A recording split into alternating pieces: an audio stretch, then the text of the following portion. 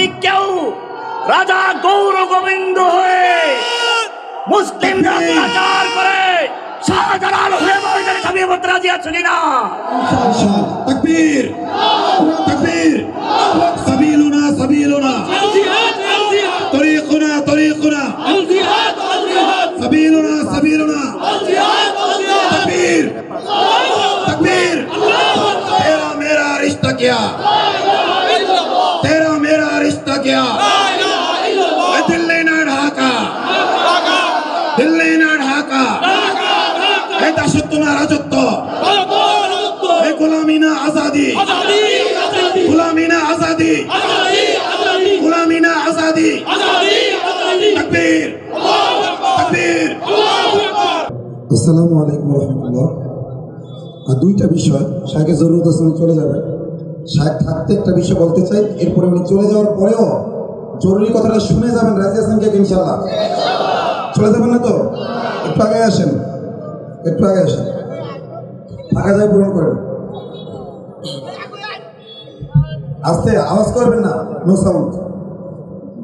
প্রথমে যে কথাটি বলতে চাই, সবাই মনোযোগ দিয়ে শুনবেন। আমি যখন আয়না ঘরে ছিলাম, আয়না ঘরে থাকা অবস্থায় একদিন ভালো খাবার দাবার দিল। আয়না ঘরে স্বাভাবিক খাবারের চেয়ে একটু বেশি ভালো খাবার দেওয়ার মানে হলো তাকে এখন ক্রস ফায়ার নিয়ে যাওয়া হবে। আমাকে তাগুতের গোলামরা আমাকে জিজ্ঞাসা করলো যে তোমার শেষ ইচ্ছা কি?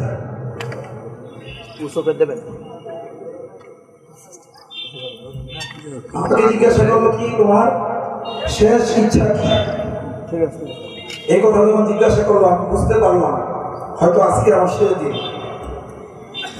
আমি এই কথা বলি নাই যে আমি আমার মা বাবার সাথে একটু দেখা করতে চাই, এই কথা বলি নাই। আমি এই কথা বলি নাই যে আমি সন্তানদের সাথে দেখা করতে চাই, এই কথা বলি নাই। আমি এই কথা বলি নাই যে আমি অমুক তমুকের সাথে দেখা করতে চাই। আমি বলেছিলাম আমার জীবনের শেষ ইচ্ছা আমি শাহেখ মুফতি জসিমউদ্দিন রহমানী দেখা করতে এবং কোলাকুলি করতে এবং আরো কয়েকজন আলেম যারা ইন্তেকাল করেছে তখন বেঁচে ছিল, তার মধ্যে আমার দেওয়া হচ্ছে সাইদি সাহেব একজন আছে। সাইদি সাহেবের হয়তো কিছু ভুল ফতোয়া ছিল, আমি জেনেছি তিনি সেগুলো প্রত্যাহার করার প্রতিজ্ঞা করেছিলেন, বাইরে আসতে পারলেন, কিন্তু খুনি হাসিনা আমাকে বাইরে আসতে দেয়নি। তাকে ডাক্তারের মাধ্যমে ফোন করেছে বলেছে। তো যাই হোক, আমি যাদের নাম নিয়েছিলাম প্রথমে নিয়েছিলাম মুফতি জসিমউদ্দিন রহমানী হাফিজাহুল্লাহ নাম। এছাড়া যাদের নাম নিয়েছিলাম সবাই ইন্তেকাল করছে। আল্লাহ তাআলা তাদের ভুলটি ক্ষমা করুন, জান্নাত নসিব করুন এবং শাহেখ হলো নেক দান করুন। আমাকে উত্তর দেওয়া হইল রহমানী সাহেবকে এমন জায়গায় রাখা হয় যেই সেলের ভিতরে রাখা হয় সেই সেলের কেউ নেই, এবং ওই সেলটা যে বাউন্ডারির মধ্যে, আমি যশোর কেন্দ্রীয় কারাগারে ছিলাম, এখানে সেল আছে আপনার এই পাশে একটা ওই পাশে একটা 16টা সেল, কোন জায়গায় হয়তো বেশি কম থাকে।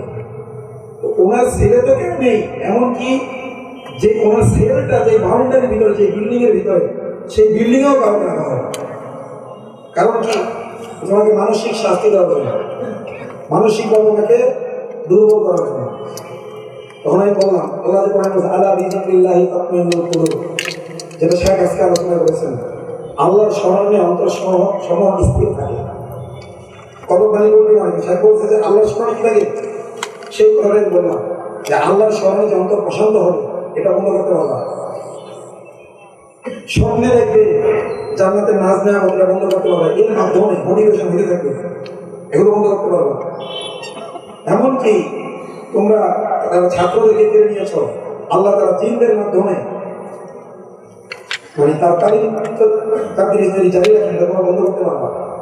কিন্তু তারা ছাত্র হয়ে আসে, বলছে না এটা বন্ধ করার কোনো বিষয় নাই। যাই হোক, এরপরে 24 পরবর্তী সময় দলীয় লোকগুলো সবাই মুক্তি পায়, মুক্তি পায় না কারণ জসিমুদ্দিন রহমানীদের মতো যারা নির্দলীয়, যারা শুধুমাত্র এক আল্লাহর জন্য কথা বলেছেন তারা। যখন ছিলাম তখন অনেক কয়েদি ছিল, তারা বলতো ভাই আপনারা হয়তো 2 দিনের মেহমান, আপনাদের যে মামলা হয়তো মুক্তি পেয়ে যাবেন, একদিন মুক্তি পেয়ে যাবেন, আমাদের কথা স্মরণ রাখবো। তখন বলতাম ইনশাআল্লাহ স্মরণ রাখবো। তখন তারা বলতো, অন্যরা বলতো না না না আপনি স্মরণ রাখতে পারবেন না, এই জেল গেটে একটা গাছ আছে, ওই গাছের নিচে যাওয়ার সময় জেলখানার ভিতরে স্মৃতি মানুষ ভুলে যায়। তখন আমি বলেছি ইনশাআল্লাহ করবো। জেলখানা থেকে আসার পরে চেষ্টা করেছি ব্যক্তিগত উদ্যোগে বিরোধী ভাইকে উৎসাহ করে বন্দীদের জন্য কিছু না কিছু করার, হাসিনার আমলে করার সুযোগটা করছিল। আমি যশোর জেলার বাইরে যেতে পারতাম না, কোথাও গেলেই আমার ব্যাপারে মানে তদন্ত শুরু হয়েছে কেন যাই হোক 24 পরবর্তী সময়ও দেখি অতি জসিমুদ্দিন রহমানীকে মুক্তি দিচ্ছে না, আমরা বুঝতে পারলাম। আমরা বুঝেছি এমনকি চাচা এই যে কুষ্টি যখন আমি বক্তব্য দিয়েছিলাম হাসিনার পড়ানোর মুহূর্তে, হাসিনার পড়ানোর সুসংবাদটা ছাত্র জনতা বলেছে হুজুর আপনি দেন, আলহামদুলিল্লাহ। কিন্তু ওই সময়ও কিছু বামপন্থীরা ছিল, প্রচুর আপনার বক্তব্য দেওয়ার দরকার নেই, ভারত এটাকে মৌলবাদী আন্দোলন হিসেবে দেখা যাচ্ছে। আপনার মতো বেশভূষার একজন লোক এইখানে কথা বললে যে এখানে মৌলবাদীদের উঠানো হচ্ছে। তখন এখানে একটা ছেলে আছে, এই যে ছেলেটা, ও হুঙ্কার দিল এই জুলাইয়ে তোমাদের 1000 জনের চেয়ে বিপ্লবী ভূমিকা অনেক বেশি। সে অনলাইনে অফলাইনে 2 জায়গায় সক্রিয় ছিল, সে বক্তব্য দিলাম কে দিবে। তখন সিদ্ধান্ত হলো হাসিনার পালানোর সুসংবাদ প্রদর্শন আমি দেব।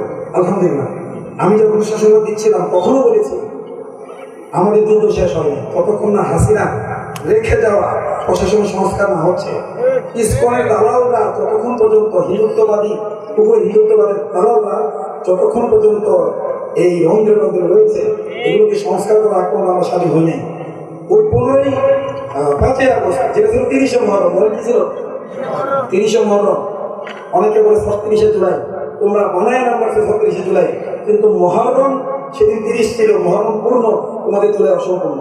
তোমরা জুলাই বানাইছো 5ই আগস্টকে, সে জুলাই নিজেরাই বিক্রি করে দিচ্ছ। আমরা বিক্রি করিনি আমাদের মহরম, ইনশাআল্লাহ বিক্রি করবো, আলহামদুলিল্লাহ বিক্রি করি না, ইনশাআল্লাহ বিক্রি করবো। তো যাই হোক ওই সময় সতর্ক করেছিলাম। কোরআন এমন এক জানা জানি ভবিষ্যৎ দিয়ে দেখা যায়। আমরা দেখছি দলীয় লোকেরা মুক্তি পেয়ে যাচ্ছে, তাদের মামলাগুলো খালাস হয়ে যাচ্ছে, নির্দলীয় লোকেরা মুক্তি পাচ্ছে না। তখন আমরা ওই সময় কারামুক্তি আন্দোলন প্রতিষ্ঠা করলাম এবং সর্বপ্রথম মুক্তি জসিমুদ্দিন রহমানী সাহেবের জন্য মাঠে ময়দানে দৌড়ঝাঁপ, আমি প্রতিজ্ঞা করে বের হয়েছিলাম সাহেবের মুক্তির আগ পর্যন্ত আমি আমার স্ত্রীর কাছে ফিরে আসবো, সন্তানদের কাছে ফিরে আসবো। আমার এক মিছিলের জুতা খুলে গেল, তখন আমি বলেছিলাম যে যতক্ষণ সাহেবের মুক্তি না হয় আমি জুত পাই দিব, কসম করছে। এবং আমি দিই না জুতো পাই, ভিএপি জায়গায় যে আমি মিটিং করেছি, গোয়েন্দারা আমাদের ধারণা করতো, যখন আমাদের আন্দোলনের তীব্রতে তারা ভয় পেয়েছে তখন ডাকতো, ওই মিটিংগুলো আমি খালি পাই করছি, জিজ্ঞেস করতো কেন আমি খালি পাই। আমি এই কথাই বলেছি মাওলানা জসিমুদ্দিন রহমানী, মুফতি জসিমুদ্দিন রহমানী সাহেবের মুক্তির আগ পর্যন্ত আমি জুতা পাই আমার রেখে করেছি, পরিবারের কাছে আমি কথা বলেছি। তো এরপরে আমরা প্রকাশ্যে রাজপথ আন্দোলন করেছি, আরো অনেক ভাইয়েরা গোপনে কাজ করেছে। আমরা তো পরে ইনক্লুড হয়েছি, আগে থেকে অনেক ভাইয়েরা অনেক খরচ করেছে, আল্লাহ তাআলা সকল উত্তর নিয়ে দান করেন। তো তাগুত যখন দেখতে পেল এরা জসিমুদ্দিন রহমানীর জন্য জীবন দিতে প্রস্তুত, তখন তাগুতের কিছু গোয়েন্দা তিনি ভাই সেজে শায়েকের ব্যাপারে আমাদের ব্যাপারে শায়েককে মানে বিভিন্ন উল্টাপাল্টা মিথ্যা তথ্য দিয়ে নির্দেশ করতে লাগলো। এর মধ্যে কিছু বিষয় ছিল এমন যেগুলো মানবিক দুর্বলতা আমারও হতে পারে, সবার হতে পারে। আমার শায়েখ বলেছেন যে হকপন্থী আলেমদের থেকে যদি কোনো ভুল ত্রুটি থাকে বাহ্যিক চোখে দেখো তাহলে বলবো হয় তিনি মাযুর অথবা তিনি মুস্তাহিদ আল মুফতি। মুফতি মানে উনি ইস্তেহাদ করতে গিয়ে ভুল করেছেন, হয়তো দিনের জন্যই করেছেন, কিন্তু ওনার ভুল হতে পারে না, নগ্ন সমালোচনা করবো না, তাদের কোরবানি আছে তাদের। এবং এটাও হতে পারে যে তিনি মাযুর ছিলেন, তুমি মনে করছো যে তিনি মাযুর না, তুমি মনে করছো যে তিনি মাযুর না, কিন্তু বাস্তবে তিনি আসলে কি মাযুর। এই দুইটা জিনিস মাথায় রাখবা। এবং আমি ঘোষণা দিয়েছিলাম যে আমি ওলামাদের ভুলের সমালোচনা করতে গিয়ে যাদের সমালোচনা করেছি এবং সমালোচনা করতে গিয়ে অতিরঞ্জন করেছি, যারা জীবিত আছে তাদের কাছে আমি নিজে সফর করে গিয়ে হলেও মাপ চাবো, এবং যারা কবরে চলে গেছে তাদের কবরে গিয়ে ধরে বাচ্চাবো, কারণ তাদের কথা আমরা না শুনলে আমাদের কথা তারা কি পান, শুনতে পান।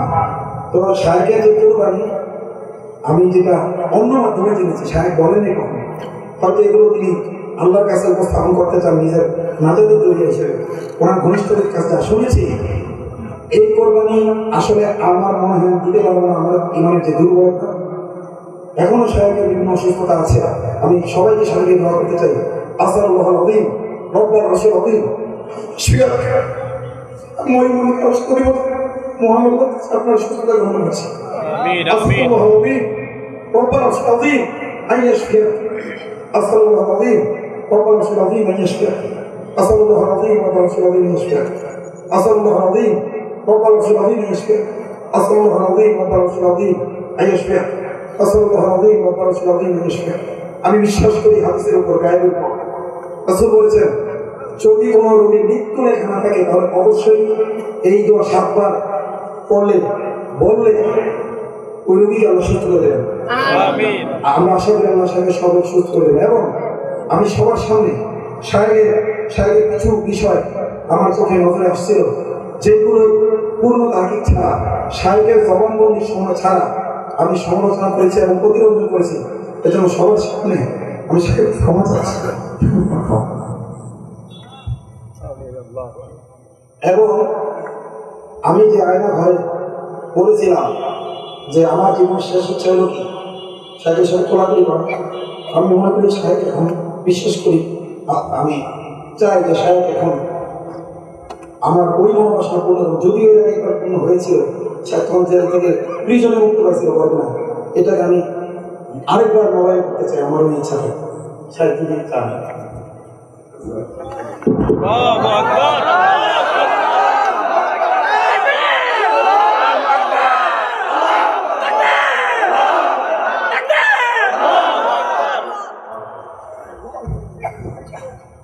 সাহেবের জরুরত আছে।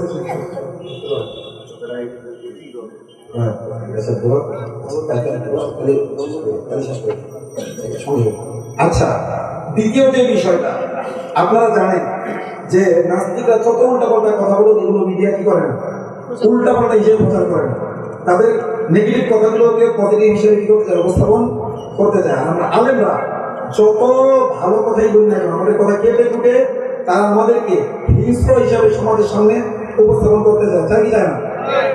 আজকে আমি সূরা মুমতাহিনা যে কয়টা আয়াত তেলাওয়াত করেছিলাম এবং ব্যাখ্যা আপনাদের সামনে করেছিলাম, শায়েখ চলে আসার কারণে সর্বশেষ আয়াত মানে যে আয়াত আমার উদ্দেশ্য ছিল বলতে পারিনি, এবং এটা না বলার কারণে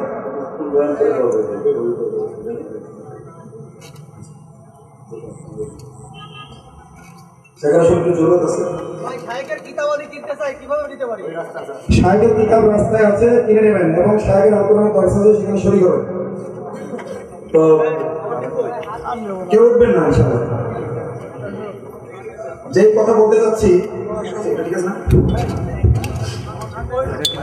দেখেন, আমি আলোচনা করেছি, আমার আলোচনার মধ্যে আমি বলেছিলাম যে মূর্তি পূজা নাপাক, মূর্তিও নাপাক, পূজারীরাও কি নাপাক। এটা দেখবেন কালকে ইন্ডিয়ায় প্রচার হবে আমার নামে, ইন্ডিয়ান সাংবাদিক আগে প্রচার করবে, এরপর বাংলাদেশের সাংবাদিক ওটা কপি করবে।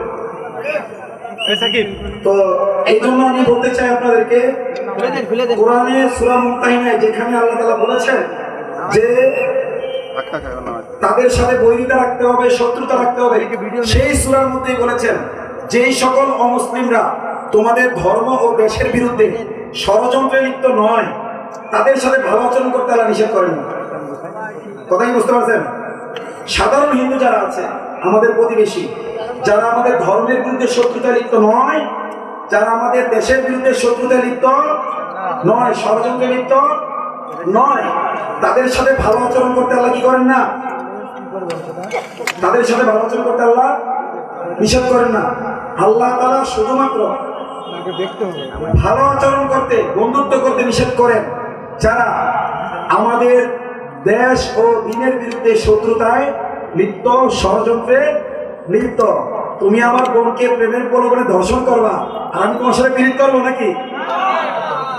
তুমি আলেম ওলামাদেরকে কোন খুনের সাথে জড়িত থাকবা, ইন্ডিয়ান সংবাদপন্থী সংবাদপত্রগুলো, প্রথম আলো, দিল্লি স্টার, যারা মুসলমানদেরকে নাম মানুষ বানানোর জন্য কাজ করেছে, এদের প্রতি আমরা মহব্বত ভালোবাসা দেখাবো না বিদ্বেষী দেখাবো? বিদ্বেষ দেখাবো। আর আদর্শিকভাবে সকল মুশরিকদের শিরকের প্রতি আমাদের ঘৃণা, মুশরিকদের প্রতি ঘৃণা। তবে তবে যারা ষড়যন্ত্রে লিপ্ত না, তাদের সাথে ভালো আচরণ করতে কোনো বাধা নাই। এটাই আমার বলা ছিল। এটা শেখ চলে আসছেন, উনি চলে, ওনার উপস্থিতিতে আমি আমার আলোচনাকে দীর্ঘায়িত করতে চাই নাই, যার কারণে বলার সুযোগ পাইনি। তো যারা আজকে আমার আলোচনা রেকর্ড করেছেন, আমার এই সর্বশেষ যে কথাটুকু, এগুলো অবশ্যই যুক্ত করে দিবেন ইনশাআল্লাহ, ইউটিউবার ভাইরা, ইনশাআল্লাহ। এবং আপনারা সতর্ক থাকবেন। আমাদের আলোচনা, লম্বা আলোচনাকে যদি আপনারা সংক্ষিপ্ত করতে চান, এমন ভাবে সংক্ষিপ্ত করবেন না যাতে হিন্দুত্ববাদীরা সুযোগ পায়। রাজি আছেন তো ইনশাআল্লাহ? ইনশাআল্লাহ। আপনারা ইসলামের পক্ষে কাজ করেন, কিন্তু এমন এমন শিরোনাম দেন যেই শিরোনামের কারণে আলেমদের বিপদে পড়তে হয়। আপনারা এই কাজগুলো করবেন না ইনশাআল্লাহ। আমাদেরকে হেফাজত করবেন কে? আল্লাহ। ভরসা আল্লাহর উপর করি। তবুও আপনাদের প্রতি এই অনুরোধ করছি, আপনারা যুবক ভাইয়েরা যারা মাহফিলে এসেছেন, এবং বিশেষ করে আয়োজক যারা যেভাবে সহযোগিতা করেছেন, অর্থ দিয়ে, বৃত্ত দিয়ে এবং প্রভাব প্রতিপত্তি দিয়ে, কথা দিয়ে, আল্লাহ তাআলা সকলের মেহনতকে কবুল করে নেন। আমিন।